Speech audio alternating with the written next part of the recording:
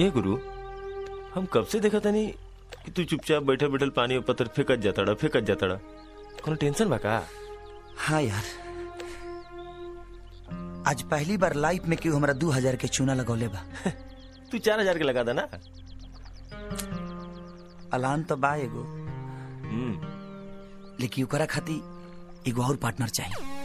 अरे यार, तो हम बानी ना। अलान सुन के भागबे ना नु। ए मरते, गर्दन कटवा दे, लेकिन जगह से हिलम ना।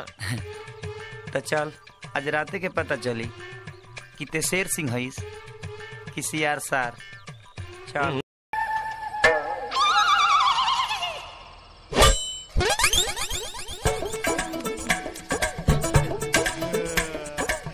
Mission successful.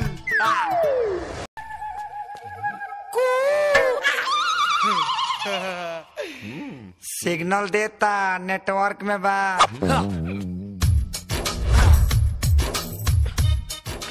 कहो, अब तो तोहरा बुझाइए गइल हुई कि तहरा अपहरण भइल बा। हम इहो बता देता नहीं कि कहाँ खातिर भइल बा। है हमार चेला सोको बा ना, कि तोहरा बेटी से लव करता, ब्याह करे के चाहता। अपन दोनों तनी अखिया चियार के देखो, आखिर बतावे है चिरकुट में कौन सी कमी बा कि तू अपना बेटी खातिर डॉक्टर दामाद खोजल चाहता रहा। देखा, हम बोली ले कम और सुने के तो हमारा आदतें नहीं खे। ये हमारा डाले के ना एगो हमार चेला बा का दू इतना ना चेला बड़ा से नाम ही याद नहीं खे। हाँ वीर ये डायलेक्ट बोल बोल के डाउन हो गई। हमरे डायलेक्ट रहे आप उनका। हमारा दुकान पर झाड़ू मारे सांझे सवेरे, हमारे के पानी पिए चरण छू के जा मर्डर करे। आप उनका यहीं पर आ गया, स्त्री का मिस्त्री। हाँ हाँ, और हिट हो गई ये डायलेक्ट बोल बोल के। ऐसे कहा तनी नो बिलाम, बिना देखे सुने, बिना सोचे समझे हाँ बोल दो। अनाथ तो हमारे हाथ में। आई देख ला 6-7 गो मर्डर लिखल बा, वो अलग बात तो भइल नहीं है। अब सोच लो कि बोली चढ़बो कि कोनिया दान करबो। हाँ देख तो स्थिति। ए भाई, ये तो हो ना कुछ बोलते नहीं थे। ये तो ऐसे आराम से बैठल बा जैसा कि पाखाना में। बाबू निकाल हथियार, तनिए करके कसाई खाना के झलक दिखावल जाओ। पिज्जा है।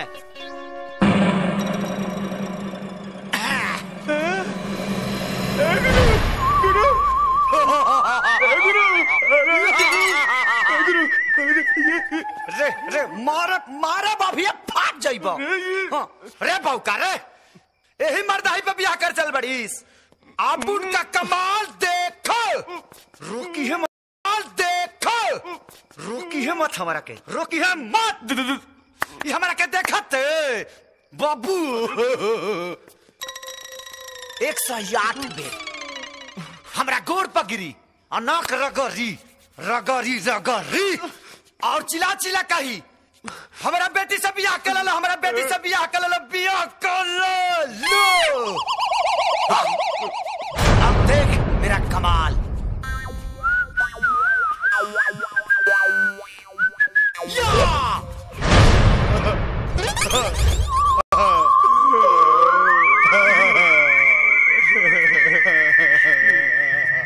का कहले?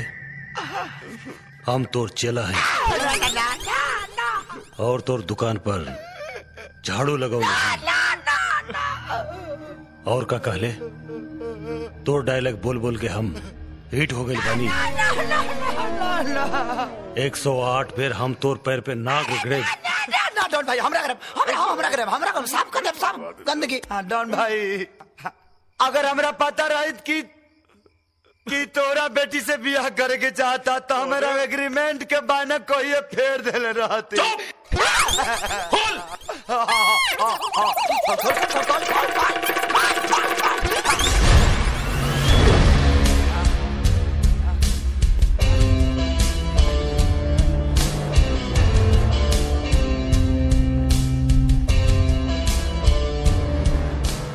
तू लोग के हिम्मत